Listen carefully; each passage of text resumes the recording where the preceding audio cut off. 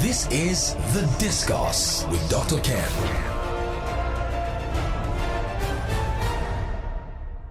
Hello out there. Good afternoon once more. This is The Discourse with Dr. Ken. It's another Sunday we have here.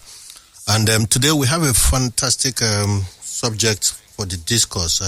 Today's topic for The Discourse is the Nigerian economy 1 year after. And my guest is Tilewa Adebajo. Tilewa, during the week I read Professor Chidi Odenkalo, and he was talking about STD, but STD now is, what he meant was sexually transmitted distinction, not disease, you know.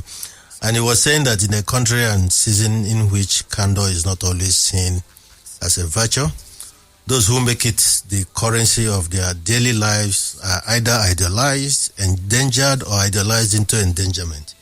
What he meant is that on the Nigerian streets today, a person who addresses issues of public significance with candor can be described as having broken the table. So he tried to break the table during the week. So these days, discussing the Nigerian economy is like breaking the table. Do you feel so, or do you agree with him? Not really.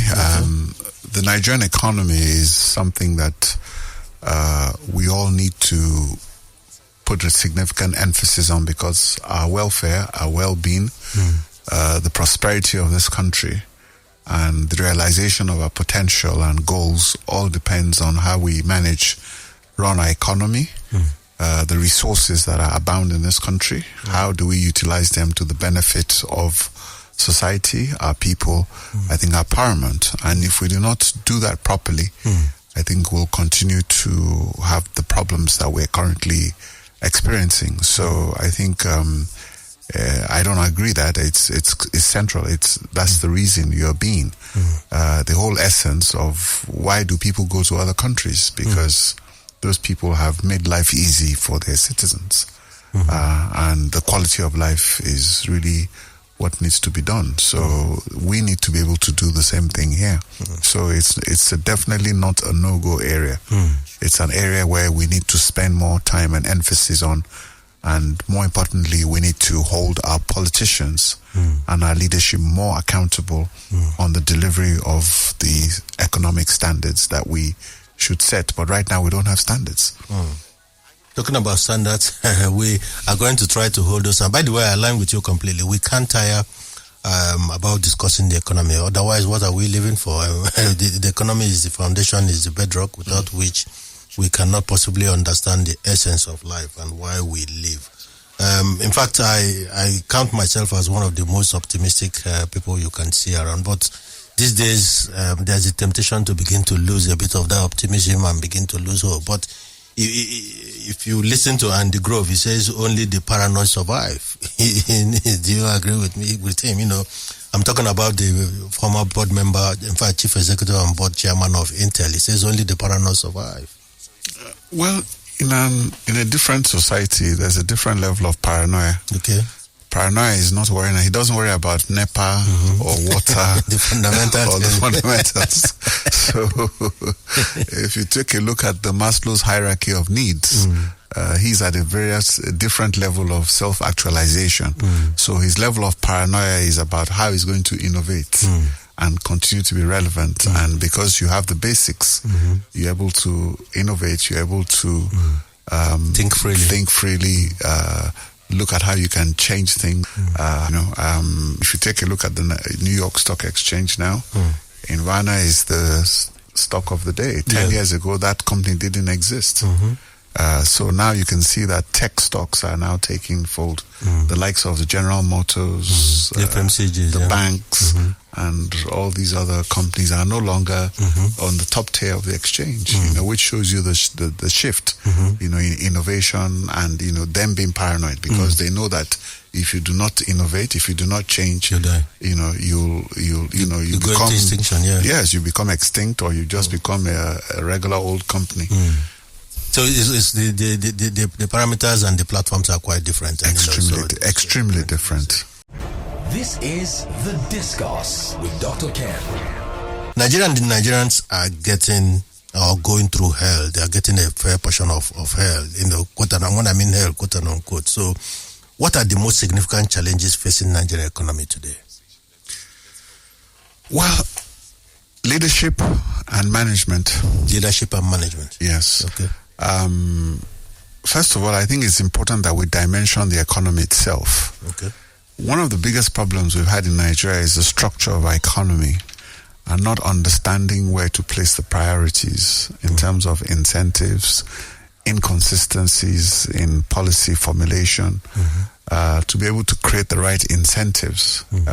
Obviously, there are factors of production and everybody has a comparative advantage. Okay. Japan and Korea are heavy importers of crude oil, which they refine. They don't manufacture crude oil. So every country has something it has to import in significant quantities, including the United States, significant importation from China, because China is where it has its production base.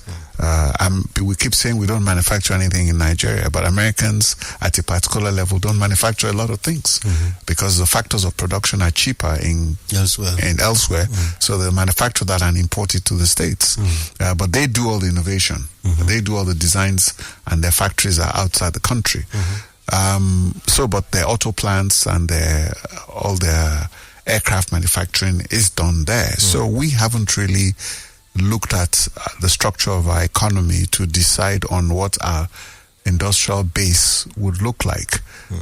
We have oil, but we haven't developed our petrochemical industry post Dangote. So the only thing we have an Eleme petrochemical, we have a refinery, Dangote now. For years we didn't have that. And what are we doing with gas, and how much, with so much gas we have, we're not even able to use the gas to generate power to satisfy our needs. So there's a lot of structural defects within the Nigerian economy that we haven't addressed over the years. And to make matters worse, Nigeria has subjected itself to shocks, which is the fact that since we've become oil dependent, we haven't really set up the structures that we need. If you take a look at Norway, for instance, Norway has a sovereign wealth fund that has about $1.5 trillion in assets. And last year, that fund delivered revenues of $230 billion. Norway, for a country that has a population of less than 10 million people. But they have used their oil to understand that, we're going to create a sovereign wealth fund and we're going to create a stabilization fund. The Saudis have also done that. You've seen what they've done in terms of creating their sovereign wealth fund, which is close to another $800-900 billion. So you've seen what they've done with Saudi Aramco. Profits you've seen this year. They've just did an offer, which they raised $13 billion. So structurally, our economy is not right. Because we've not positioned our economy to absorb all the shocks. So if there's a problem with oil prices, then Nigeria suffers. But right now we've gotten so bad that even now the oil price is at $80-90, where Nigeria should be smiling, we can't even produce. We're only producing 1.3 million barrels. Nigeria was producing 2.5 million barrels of oil in 1977. 1977? Yes, 2.5 million barrels. We have not been able to exceed that. As a matter of fact, now that has dropped.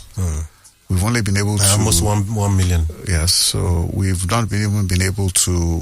We have Train 7 now with LNG. We're supposed to have 3 LNG plants. We're supposed to have Olokola and Brass LNG and the NLNG.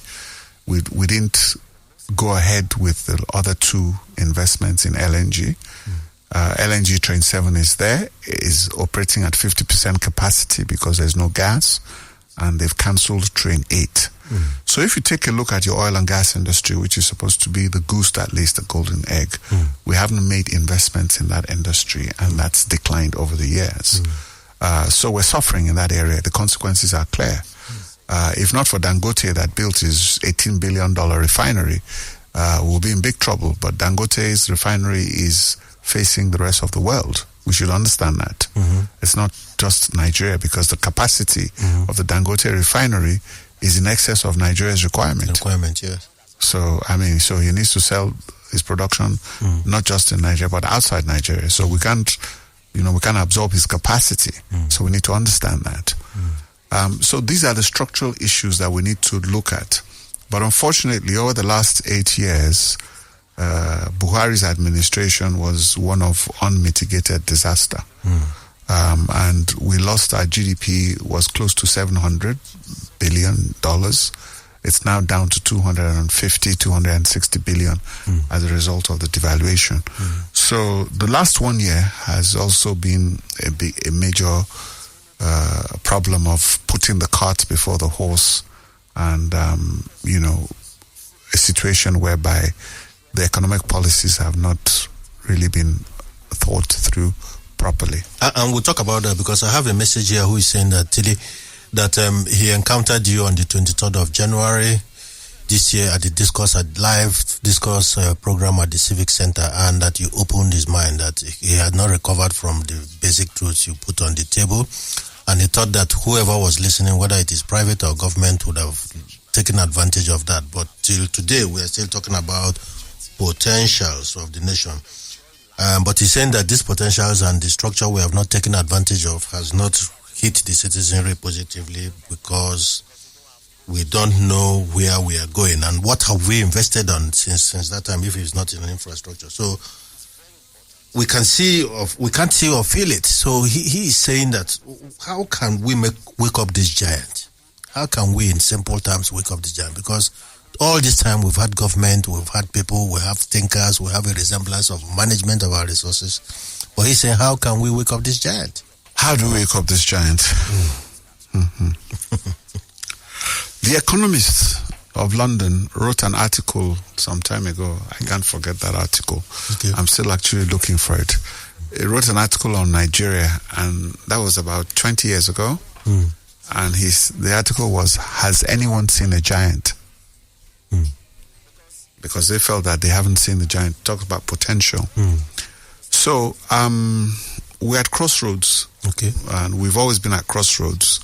And the fact that we have heavily politicized our economy, the politicians get away with whatever it is they want to get away with. So the citizenry, I don't think, is that active in terms of holding the politicians accountable. And I think we saw that in terms of what the former CBN governor did with the Ways and Means financing, which went from, a limit of less than $1 trillion, and it went to 23.7 trillion. This administration also drew down about 7.5 trillion of Ways and Means last year. And you have a situation whereby the Senate begins to pass an illegality by securitizing Ways and Means, when the CBN Act, Section 38, says clearly that you shouldn't do that. And now they come back and they say they want to amend the CBN Act.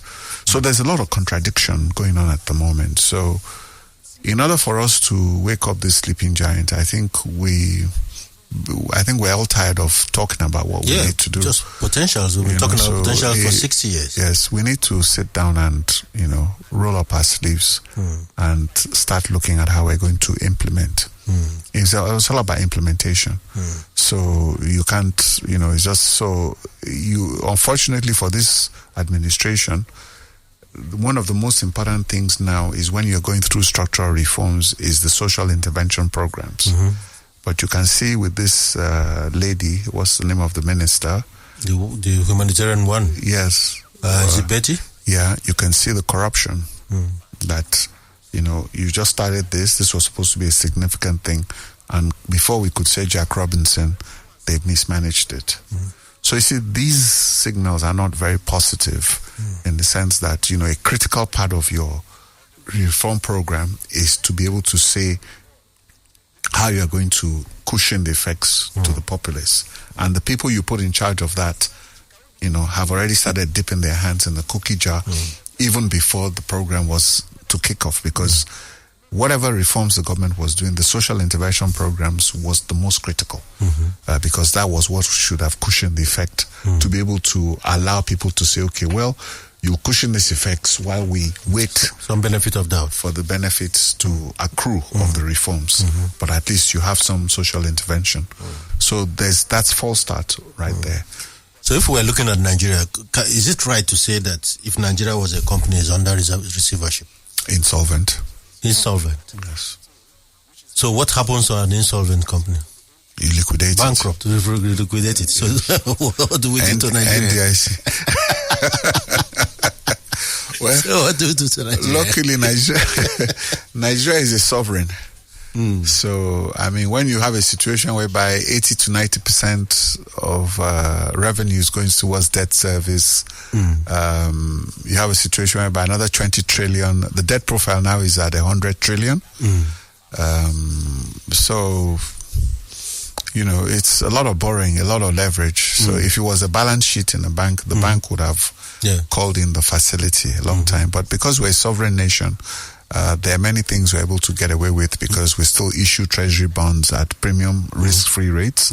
So government still has those advantages. But, you know, those advantages are things that we need to use to restructure the debt and to be able to try to see how you can put the economy back on hand. So basically, we need to roll up our sleeves and, you know, there's no more slogans, no more plans, no more reviews. You know, it's time to sit back, be steadfast, and deliver policies to results. But so far, we've been putting the cart before the horse. Because the way it is, Nigeria, successive leadership just treat Nigeria as if it was a high rise. That what it needed was maintenance, but it's actually a construction site, isn't it? Yeah, you need to rejig the foundation. I think you need to pull down that high rise and you start to rebuild the foundation. Because the foundation that we've built is not going to get us to where we're going. And I think that's evident. So that's why when the reform programs came out, a lot of us were in support of that reform program, but the way that reform program has been implemented leaves a lot to be desired. You know, the finance minister, it took 3 months before you put in a finance minister. It took 4 months to put in a central bank governor. But in that 4 months, you had caused a lot of chaos by removing the subsidy and making an announcement on foreign exchange, which threw the markets into turmoil. So over the last 1 year, you've seen a 250% devaluation of the currency, which is the worst in the history of Nigeria. And you've seen the central bank governor arrested. So if you're going to do these things, nobody's saying that, but you should have waited until your finance minister was in place, until your central bank governor was in place. You tell them what you want to do, and then let them find the way to implement that. So by the time these guys came into their office, they already inherited a big mess. And pattern for balance. Yeah, so now they're now trying to struggle to get things going. Inflation is running away. The monetary policy was not, you know, times you should have hiked rates. You didn't do that for like close to 9 months to a year. So by then, inflation was already run away. So now we're playing catch up now. So if we're going to stabilize this economy, we need another year to stabilize this economy, get inflation. Did you say 1 more year? A year, yes. Because the man who will be alarmed, you know, is a businessman out there, because it's already very difficult for the average businessman, or in fact any business in Nigeria. One word to qualify the state of doing business in Nigeria is difficult. So if it's 1 year down the line, how more difficult will it be? Well, it gets more difficult in the sense that at least the only thing we see now is that the foreign exchange is gradually finding its level. We're seeing some sort of settlement in the markets. There is stability in terms of flows, and because with the interest rates now that are being adjusted, we're beginning to see savings. Pension funds, the savers and investors are benefiting from high savings rates. Unfortunately, the real sector is also complaining about high interest rates, but that will have to be temporary, at least for the next year, before we begin to take a look at rate cuts. So the orthodoxy you see is things that you see globally. You've seen what's happened in the UK, where they've been able to take the inflation down from about 11% down to 2%. That's because of consistent policy, and they started on time, because a lot of the problem in the world was post-COVID. Okay. After all the money that had been pumped into the system because of the pandemic, the central banks were caught napping. They didn't start to increase rates. Once the economy started to recover and things could start to get back to normal, they didn't increase rates on time. So they got caught away with inflation. So now everybody's now at the end of their inflation reduction cycles. You see, most central banks in the world are now contemplating, when they're going to cut rates, not if they're going to cut rates. But for us, we're still at the upper side of the cycle where we need to bring inflation down. So that's why it's going to take another year.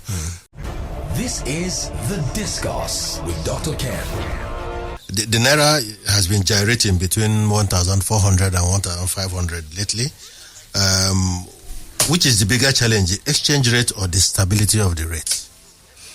Both. Okay. Like I said earlier, you do not make pronouncements on your foreign exchange rate without having a finance minister and a central bank governor in place. Once you make that mistake, you've seen the 250% devaluation in the rates. You're going to see volatility, uncertainty. People will be speculating, the rates will be going up. Because at the end of the day, what's the aggregate demand for foreign exchange in Nigeria on a regular basis? What has been driving the market is speculation, not demand and supply. Okay. Because if your economy is growing at 3%, then obviously we know what the demand for foreign exchange has been average over the last 10 years. So what is driving the demand? We know the supply of FX. So the irony is the fact that the government, unfortunately, because of low oil production, we're seeing the revenues are not coming in, and there's still no transparency in the dollar inflows from oil sales. There's all kinds of swaps, so that account needs to be reconciled. So let's understand the true position. Even out of the 1.3 million barrels a day we're producing, we already know that maybe 45% of that or 50% of that belongs to our JV partners. So out of our own half of it, how much of that has been compromised with the forward contracts, and how much are we really bringing in on a monthly basis from foreign exchange? So transparency. We need that transparency, because at a point in time, the subsidy payments under the Buhari regime was between $10 to $15 billion, and they claim that they were using all the oil proceeds to pay subsidy, which I think is ridiculous. It's not possible. So we need to reconcile those accounts and understand what those inflows are and where those inflows are. Because that money should still be coming in, or something should be coming in, and how much of that money is ending up in the financial, in the foreign exchange markets. Then, of course, we know the diaspora money is about $25 to $30 billion. And then other remittances, you're seeing other capital importation was at a high of $20 billion, but that went down to as low as $1 billion. So with the foreign exchange regime and with the new structural adjustments by the central bank in terms of monetary policy, foreign portfolio investments have started coming back in at about $1 billion a month. So that's also helping the markets, but the central bank is not intervening as much as they used to. So we need to know what's happening with those dollars and what has been compromised by the Buhari regime and what has been pledged by this, because there's another deal with the Afro-Exim here. So how many barrels are you compromising, and for how long? So there needs to be some clarity and transparency around that, because once we know that, then it will help stabilize the foreign exchange market. So the emphasis is on clarity and transparency. So, but is there still subsidy in your estimation, or are we still paying subsidy on oil in your estimation? Doctor, you know the answer to that question, which is what I told you. You come and you announce subsidy, which was we removed it, and then you messed up your exchange rate regime. So that means that you now require more money naira to be able to import the same amount of fuel. Yeah. So that means that the effect of your in effect is a zero-sum game. Yeah. Okay, so that's why you didn't manage that at the beginning. Yeah. You don't announce a subsidy removal and then you screw up your exchange rate by devaluation of 250%. Yeah. So you have a catapult effect. Exactly. So your net sum game is zero. Yeah. Because in one way, you've increased the price of fuel, but then you now devalue by 250%. Yeah. And then you're importing this product. So when you bring it down, you have to make adjustment of the price. So, that made nonsense. The FX regime made nonsense of that. So yes, we're still paying subsidy, but it might not be 100%. Yes. But we don't know what it is. But, there was a bit of controversy from the information we got last week that the amount of subsidy has increased to 5.7 trillion. Yeah. So, and there's a need for a supplementary budget. So we need clarity on a lot of things. So, but still talking about reforms and how we've approached some of the remedies. Recently, there was a rumor of an emergency economic recovery document submitted to the president, even though it was later denied. But from the components of that document, if you have seen it, what are they, and how do you feel confident that just could be it? And it's coming 1 year late, isn't it? Definitely, because these are things you should have known. Yeah. But having said that, I think it's better late than never. Yeah. So, but the essence of the fact that the document clearly said that it was a draft, but the statement by the presidential spokesman, I think, was a bit confusing. Yeah. Because and has always been anyway. Yeah. But we'll get to messaging anyway. Yeah. So this is something else because you can't afford all these with the economy. Again, this will impact your foreign exchange rates. This will impact investor confidence. As you said, businessmen are not sure. Yeah. What are we going to do? How are we going to do these things? How am I going to manage my prices? I'm importing goods. Where will inflation be at the end of the year? Where will exchange rates be? Then, of course, you can now begin to see that there's a price increase. There's a pass-through with those devaluation, which will now filter through to pricing and also begin to fuel inflation also. So we need to be very careful. So, but for me, that was a very good document. Yeah. And I think the finance minister has, understood from that document, understands the issues, but like I said, it's the sequencing. By the time he came in, they'd already done quite a lot of things. If they had given him the opportunity, to implement the plan, it would have been easy. But by the time he came in, they had already put the cart before the horse. Yeah. So he needs to unbundle that, then put the horse before the cart, which I will believe is what this document is. So now that you have put the horse before the cart, then you need the approval and you need the presidential support to be able to implement. And you need to bring the whole team because it's not just the finance minister. He's the coordinating minister of the economy. The central bank has to play its role. Yeah. Trade and investment needs to be able to play its role. Agriculture is very important because of food inflation.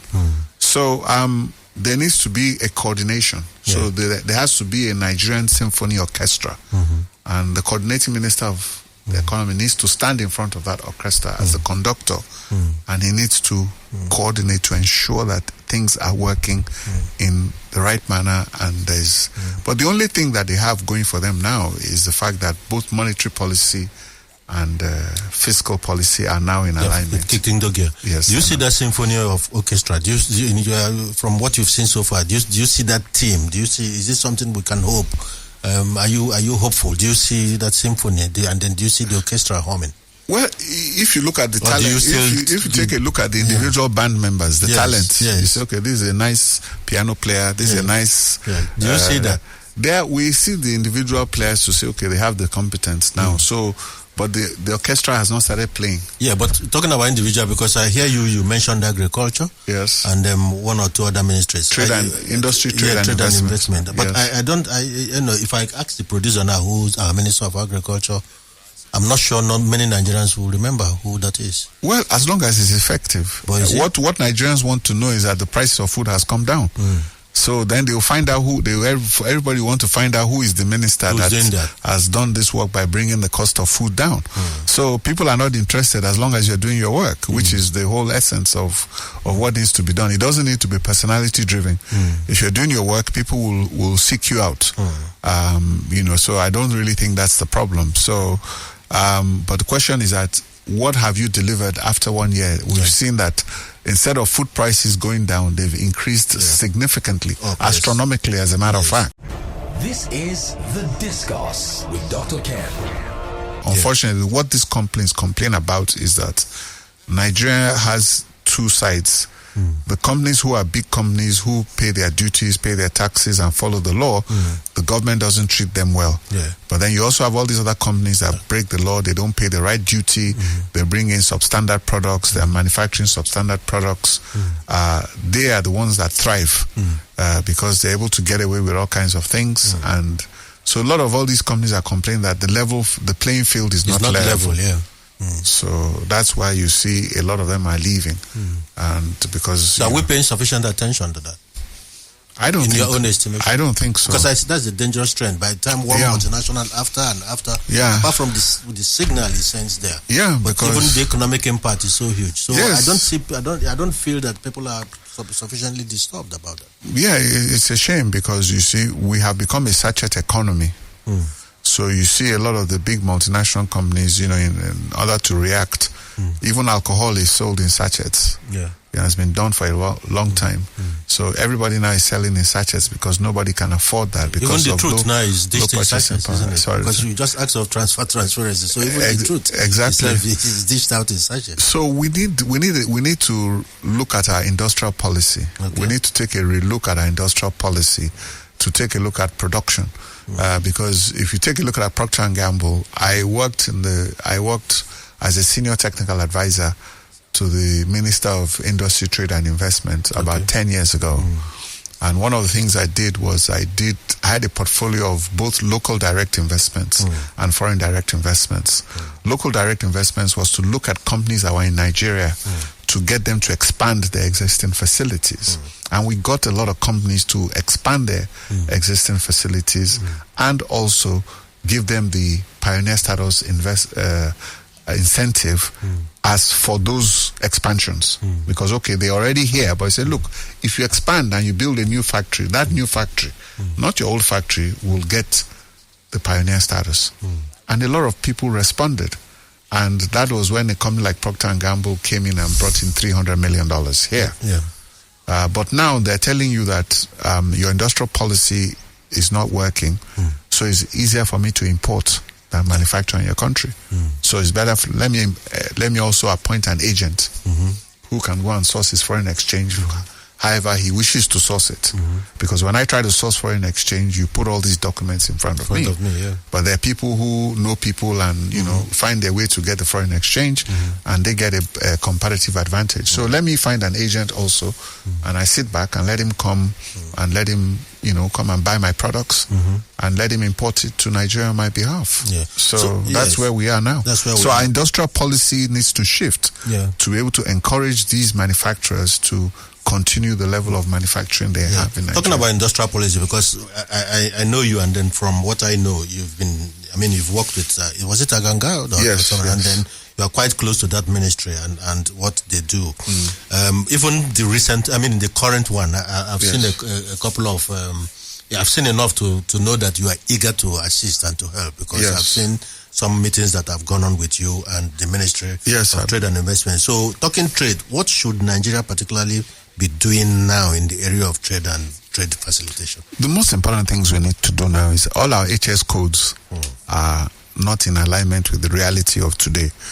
And customs are notorious with these HS codes in terms of duties, taxing people. You see, if I'm importing something and I want to manufacture it, if you begin to put all these high duties on it, then the product becomes higher and inflation is there. So that when you take a look at all these draft things that they say people are saying, they make sense. Even though the presidential spokesman has casted some doubts on it, which is not very positive, but what they actually say makes sense. So because we need to look at a review of our HS codes, we need to take a look at our duty regime to be able to put it in a way whereby goods coming in and being manufactured here don't end up being expensive to continue to drive inflation up. Because if I'm if I'm getting FX and all my factors of production are high, I'm going to pass on those costs to the consumers. Yes. And don't forget that a lot of all these costs, they are passing them on to the consumer gradually. Most companies are now increasing their things gradually. Yes. So, and they've not finished passing those costs. Even the telecom industry, they're not as profitable as they should because their factors of production and the cost of productions have gone up. But because they're highly regulated, the government is not allowing them to increase their tariffs. But they need to in order to be able to sustain the level of their services.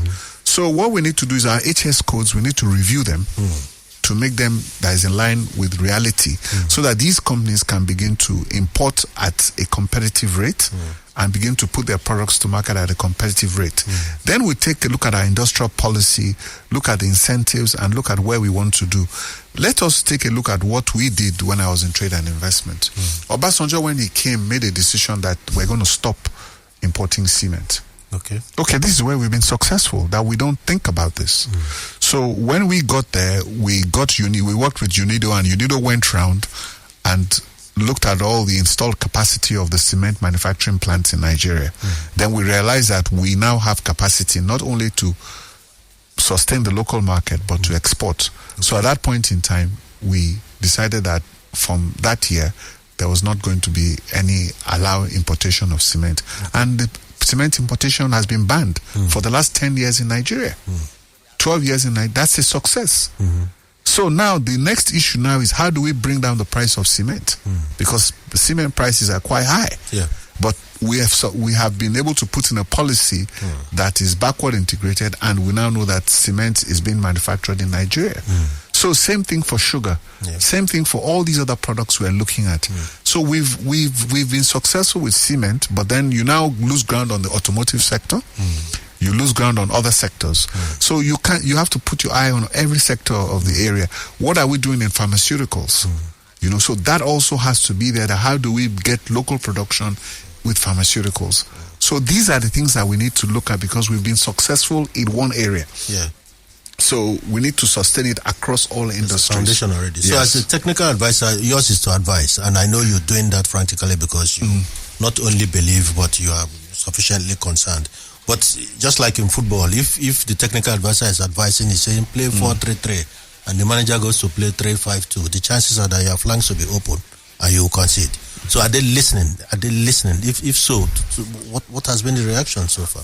Well, like I said, I'm not being paid. I'm not a paid advisor. So I'm a pundit. Okay. So as a pundit, what you do is you engage the stakeholders on a regular basis to find out what they're doing and how they're doing it and what they want to do, and you give your own suggestions. And you continue to engage them and you help them with their communication. So basically I've engaged all these ministers. They've told me what they're doing, and we have to be in fairness. It's okay, well, good, great what you're doing, and get it out there and let people know what you're doing. But then at the end of the day, there still has to be a coordination. The conductor of that symphony still needs to come out and conduct it so that we can hear the music that's coming out properly.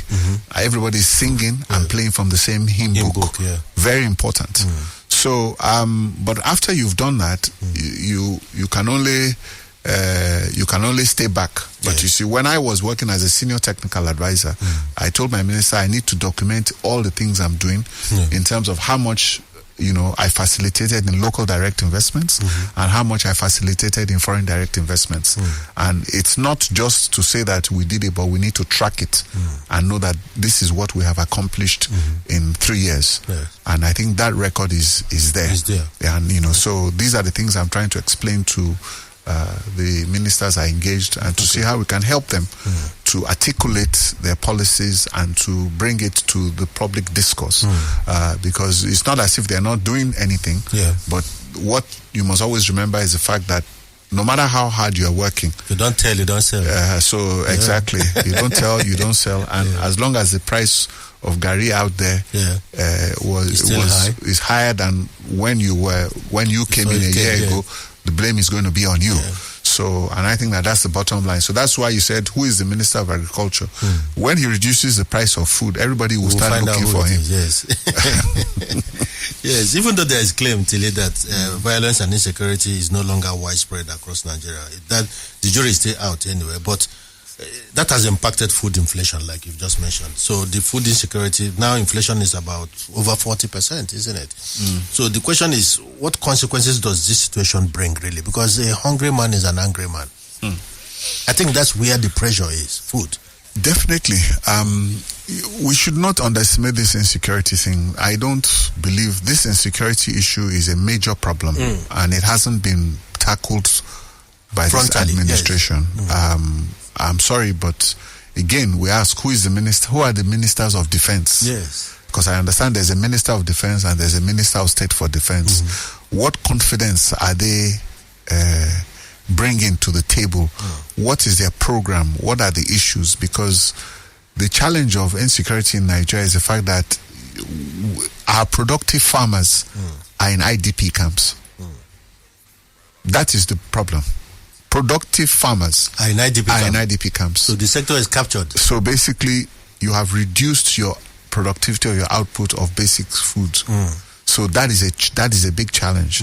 And if you do not solve this problem, then you're going to have all kinds of challenges, because there's banditry because of illegal artisanal mining, widespread in the northwest and the northeast, and even the north central. We know that there are issues in the north, significant issues in the north. We still have issues in the southeast. Even in the southwest, with all kinds of clashes and general security situation. So if you look at the security reports, and incidences and clashes that are being tracked by people, there's still a significant challenge. It's still not, foreign countries are giving travel advisories on Nigeria, and it's gotten to the level of which states you can go and which states you cannot go. So these are things that should be of concern to us, and I think, with the defense budget that we're not seeing the commensurate results, to be able to understand this problem, because you must know who the enemy is. This is not an enemy. This is not something that you are going to fight with just boots on the ground. The main essence of this insurgency in Nigeria, even with oil theft, is also a problem in the south-south. So that's a major issue. So the major issue resolution to this, you need to invest in human intelligence. It's intelligence, because you have to know who are these people, where are their supplies, they're bringing in arms into the country. That's a national security risk. Where do you intercept them? How do you infiltrate these groups and more or less take out their leaders? So if you do not have the political will to do that, then that right now there are all kinds of satellite imaging. You can track anything from anywhere. There's drone technology to be able to track. So why are we not deploying this technology to resolve this problem in Nigeria? That's a question I would have asked. I wish we had the answers, because it's incredible. If we don't solve this issue around security, every other subject of conversation becomes minor. This is The Discourse with Dr. Ken. I was really, really very hopeful when this administration came in, because I know this is not Buhari. I mean, these are city boys, and they understand they've been in business and they are close to people who do business. And I've been singing this the difficult song around the ease of doing business. And this determines the justification for an investor's capital, allocation within countries. What exactly is holding us back? Why are we driving with the handbrake on the ease of doing business? Well, you see, where this is happening has had the most negative impact has been in the oil and gas industry. NNPC is extremely bureaucratic. If you want to now increase oil production to 700,000 barrels a day, permits and all kinds of things, the bureaucracy, vested interest, personal interests. You see, these are the things that holds back doing business in Nigeria. Believe me, you say you have a project today and tell them you want to start the project. The federal government doesn't have any land. So the only person that you will give you land to do any business are the state governors, are the subnationals. So when you talk about ease of doing business, the key person is the subnationals. So the federal government stifles you with a lot of bureaucracy and under the guise of regulation. And then the state governments themselves with their local government taxes, and then makes it very difficult, hostile communities and things like that, to be able to get things going. That is why you see a state like Ogun State is doing very well, because they've got the message, and you know they've got their ease of doing business right. Not only did we set up ease of doing business, but we also, when I was in trade and investment, we set up a competitiveness council to try to see how we can improve the competitiveness of our industry and our manufacturing and all the rest of the things that we do here. So it's about government policy, and I think that's one of the challenges the new industry trade and investment minister is addressing at the moment. So she needs to focus on that, and because no matter how much you talk about things, people talk about the experiences. When companies are leaving Nigeria, you know, how do you now begin to ask other companies to come into Nigeria? So because it is the example and the success of other companies that people look at and begin to follow. And that was what Obasanjo did. You know, he got all these companies, MTN came in, the rest of it, so he opened Nigeria. And it's not what he says, but the fact that people were coming. What's on ground, So not only did not only did a lot of people come, but a lot of people in diaspora in Nigeria who are working abroad, everybody started coming back home. All of a sudden, a middle class emerged. Banks were giving loans for cars, for white goods, and consumer spending exploded. So you need to we need to go back to that Obasanjo model, whereby, you know, you are working abroad and all of a sudden there's a job in Nigeria for you to do, and you say, okay, look, it's time for me to go back. So instead of what you are seeing now, we're now seeing the Japa syndrome, where people are leaving instead. So we need to reverse that, and you know, it's all about policy and confidence. Because this is why I'm very upset about this State House document. Because you see, we underestimate confidence. So what's your take on education and skills, healthcare and SME slash innovation?